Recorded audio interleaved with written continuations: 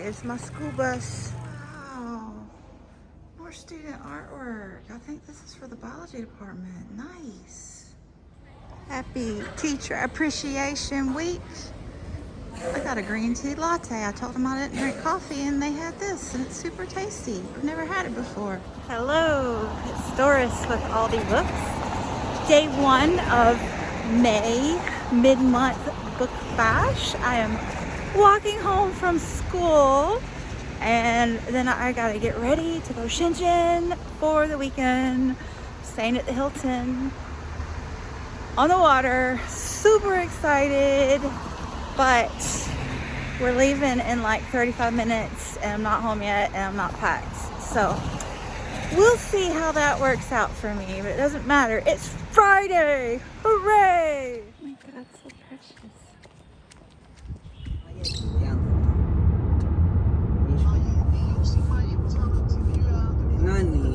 那你就是说价格差太远的话，我 Oh, so cool. Orchids. In the door.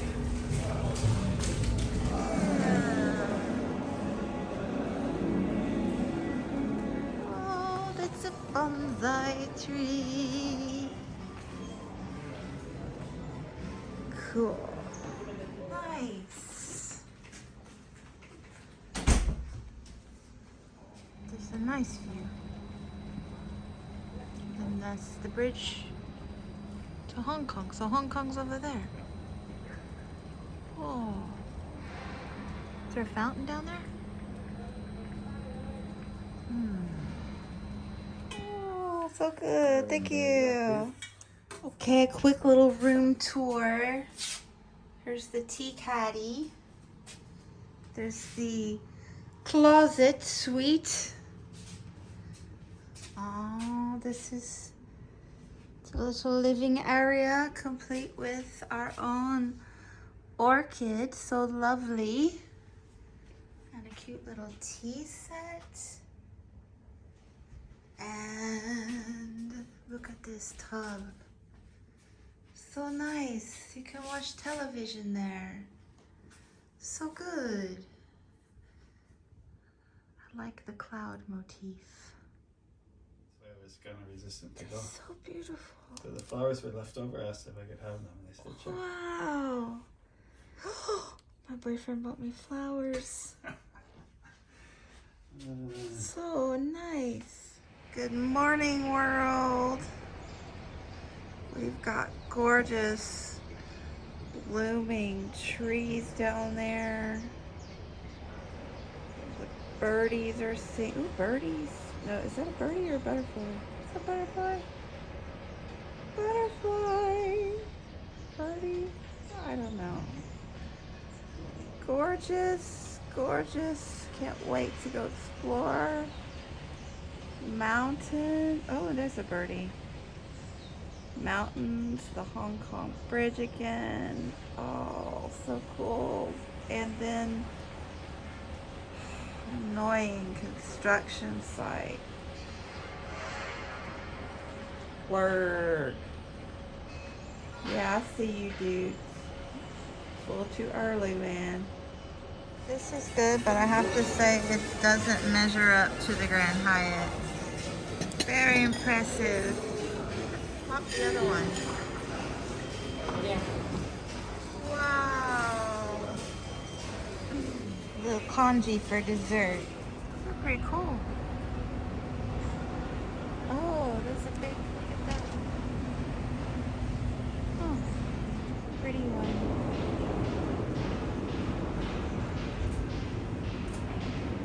What do we have here? A pink Mercedes. How funny. It occurs to me that this man thing would make the perfect filming setup. Yeah. Y'all, I'm laughing because this coat and cufflink rack is just like filming perfection. It's just so funny to me. So anyway, we are at the Hilton in SeaWorld, which is not like, it's a shopping center, not like a, you know, tourist attraction like in the States, although I think it may be somewhat. Anyway, we're about to go visit SeaWorld, but I wanted to check in so I could post this video later. I'm trying to find my books on my phone here. Where did they go? Okay, I found them. Sorry. I was prepared, I swear. Anyway, so I finished book 4 for the BookTube prize this morning, and can't really talk about that, can I? I will say that it is a book that I would never, ever choose to pick up on my own for reasons. And did not enjoy it for those reasons. But I do understand why it was written and why it was written, how it was written, and I did get a lot out of it in certain regards, in certain places. So it's gonna be very interesting to decide how to rank that one. Definitely. But what I can talk about is the Pulitzer Prize. So I love watching Greg from Supposedly Fun talk about the Pulitzer. He's so excited. And if you haven't seen his video where Demon Copperhead won, it's delightful. But I always love watching, but I have no desire to read all the Pulitzer Prize winners. Or I thought I didn't. But I noticed, you guys know I love me some David George Haskell. Absolutely one of my all-time favorite authors, especially in the nature writing genre. Hello, Springathon. So I picked this up for Springathon, and lo and behold, my man, David George, was a finalist again. So he was a finalist in 2013 for, I think, my favorite book of his, which is the one where he actually teaches in Tennessee. Oh, he's from the UK, but he's a professor in Tennessee, or he was when that book was written. And this is just a book where he's in a more mountainous region of Tennessee, and he looks at like this 1 square meter area of land over the course of a year, and just writes the most profound, poetic entries about it. It is just a stunning piece of literature. So anyway, I'm reading his latest, and he just was a finalist again in 2023 for this one, Sounds Wild and Broken, Sonic Marvels, Evolution's Creativity, and the Crisis of Sensory Extinction. So I will chat about this in another segment at some point, but when I saw him tweet about it, I wanted to know what book had won out for the Pulitzer, and it was his name is George Floyd, which I read earlier this year and just really thought it was very effective. Interesting twist on the writing, just putting in a historical aspect to it through George Floyd's father and grandfather, just like the history of blacks in America, black men in America. I thought that was quite brilliant. So that was cool. But while I was there, I saw that there were 2 other finalists for the nonfiction, for general nonfiction, let me get it right, Pulitzer. And both of the others I'm super interested in, so I'm definitely going to read them. I forget the name of the other one that I'm not going to mention today because I don't remember the title, but it didn't fit into my thought processes at the moment. But I definitely want to read, like, I've read the winner and I'm reading the David George, but I'm definitely wanting to read the other 2. But this one really captured my attention. It is Kingdom of Characters, The Language Revolution That Made China Modern by Jing Su. I just really love linguistics. Discussions of language and how language evolves just completely fascinates me.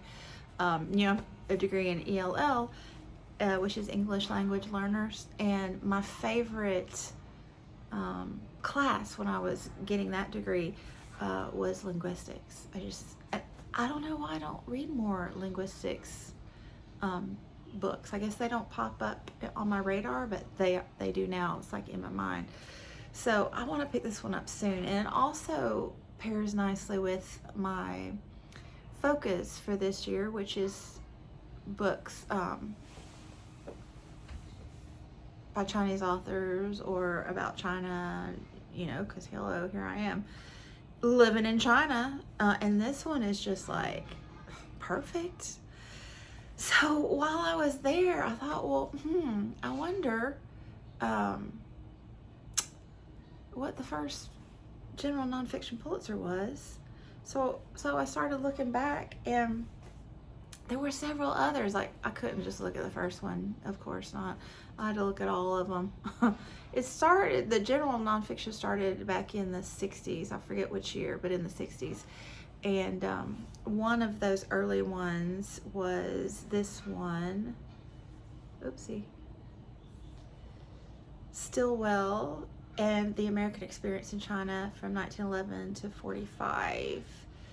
So I thought it would be super cool to read all of the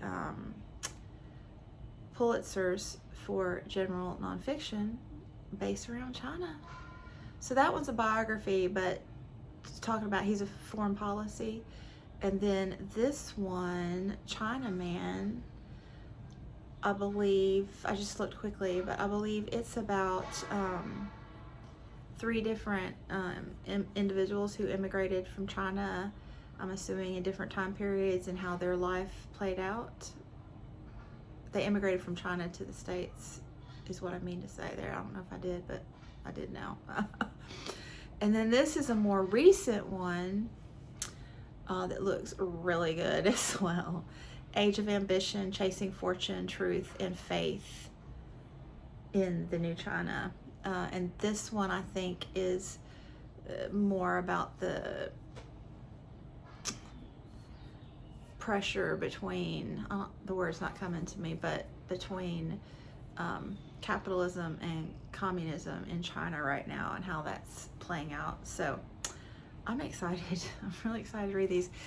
And I just have all these projects in my mind now because I was worried that I wouldn't have any bookish content for you because I'm trying to post every day, and I finished a book that I couldn't talk about, but here I am just running my mouth for 8.5 minutes. So back in my mid-20s, I taught middle school science, and one of my very first librarian bestie, I think, she was getting her librarian degree in Kentucky when I met her, but this was in North Carolina, but we were still friends. I moved to North Carolina, she did not. But she got me hooked on the Newbery. So when I was teaching in North Carolina, teaching middle school, I started collecting Newbery Award winners and honor books. And I just am fascinated with the idea of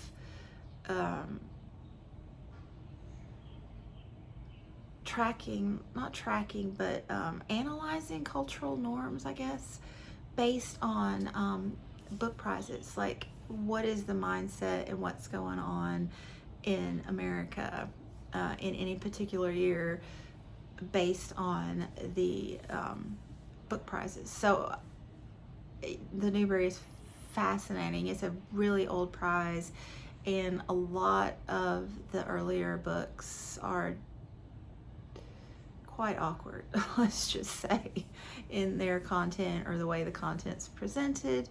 So it's just super interesting to see cultural norms based on these prize winners. So I'm really curious to read these 4 books, and they're spanning from, I think, early 70s to now, which is, almost 50 years. So to see, how the mindset has changed,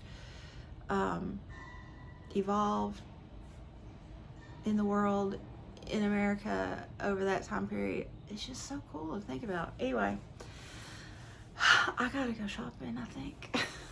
So I'll catch you in the next one. Bye.